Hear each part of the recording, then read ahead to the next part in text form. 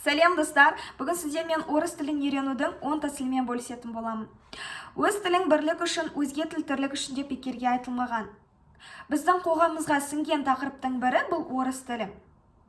Қазіргі қоғамда, жұмыста, оқуда суырылып алға шығу үшін сізге орыс тілі, ағылшын тілі қажет. Қазақстанда тұрып жатырмын, қазақ тілін білсем болды деген ұғымнан арылыңыз. Өзіңізді дамыту үшін, алға қарай жүру үшін, сізге тірлік жасау үшін өзге тіл қажет. Соны мойындаңыз. Бірінші, орыс тілі сізге не үшін қажет? Орыс тілі сізге не үшін керек? Сол сұраққа жауап беріңіз. Жұмысқа орналасу үшін, оқуға түсу үшін, не болмаса жаңа ортаға үйренісу үшін, және тағы да басқа. Сіз сол сұраққа жауап бергеннен кейін орыс тілін үйрену сізге әлде қайда оңайырақ болады. Неге? Себебі сіз сол бағытта жұмыс жасайсыз. Сол бағытта сөздік қорыңызды көбейтесіз. Сол бағытта толық сөйлем құрастырып, толық ойыңызды білдіріп үйренесіз. Екінші, қызығушылық. Не болмаса сәл кішкентай ғана үйренемін деген, сөйлеймін деген ниет.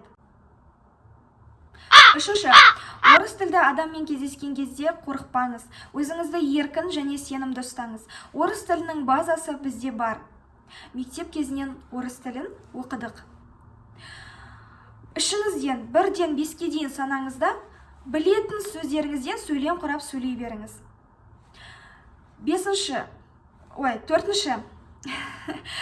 Төртінші, жоспар құрыңыз. Сіз орыс тілін аптасына 1-2 рет қана уақыт бөліп қоясыз ба, әлде күнде оқисыз ба? Сол жоспардан алда ауытқымаңыз. Бесінші, жаныңыздағы білімі, шамасы сізбен шамалас құрбыларыңызбен, достарыңызбен орыс тілін үйренуді бірге бастаңыз. Сонда орыс тілін үйренуден бас тартпайсыз және жалықпайсыз. Не болмаса интернеттен де табуға болады, достым. Ол үшін тегін вебинарларға, курстарға, чаттарға қатысып тұру керек.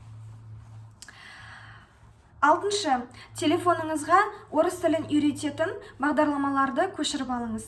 Сізге күнделікті жаңа сөздерді шығарып тұрады және есіңізге салып тұрады. Жетінші, орыс тілінде музыка тыңдаңыз. Өзіңізге ұнаған әннің сөзін дәптерге көшіріп аударыңыз. Сөздік қорыңызды көбейтуге көп септігі тиеді. Сегізінші, орыс тілінде кино қараңыз. Өзіңізге ұнаған киноны бірнеше рет қарауға тырысыңыз. Ішінен білмейтін сөздеріңіз болса, киноның көмегімен тез жаттауға, есіңізге сақтауға болады. Түрлі ток-шоуларды қараңыз, теледидардан танымдық бағдарламаларды қараңыз, сізге көп көмегі бар. Мысалға, пусть говорят, мужское и женское, вечерний Ургант, өзіме қатты ұнайды. Взгляд снизу, лучше всех. Сондай. 9-шы, тіліңізді шұбарлатпаңыз. Толық сөйлем құрап сөйлеуге тырысыңыз. Егер қазақша сөйлеп отырып, арасына орыс тіліндегі үйренген сөздеріңізді қоса беретін болсаңыз, бұл өзіңізге минус. Неге? Себебі сіз алдағы уақытта ойыңызды толық жеткізу үшін сізге ұзағырақ уақыт қажет болуы мүмкін. Тіпті сіз сол ойыңызды толық жеткізуді үйренбеуіңіз де мүмкін.